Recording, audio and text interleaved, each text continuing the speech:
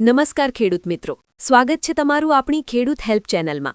આજે તારીખ 19 માર્ચ 2026ના રોજ ગુજરાતના માર્કેટયાર્ડોમાં ચણાના ભાવમાં કેવો મોટો ઉલટફેર જોવા મળ્યો। શું ચણાના ભાવ 1000ને પાર કરી ગયા છે કે પછી મંદીનો માહોલ છે?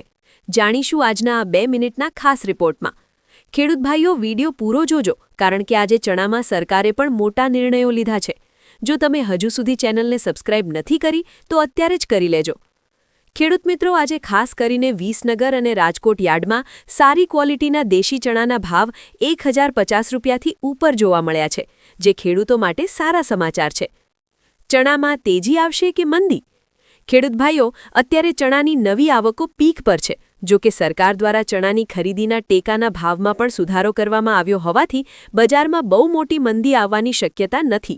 જો તમારો માલ સૂકો અને ચોખ્ખો હશે તો તમને 1000થી ઉપરના ભાવ આરામથી મળી શકે છે।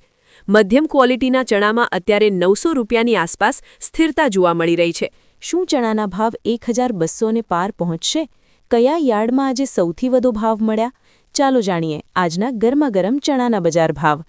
જો તમે ચણા વેચવાનું વિચારી રહ્યા હોવ તો અત્યારે માલ સૂકવીને અને સાફ કરીને લાવશો તો તમને ઊંચા ભાવ મળવાની શક્યતા વધુ છે।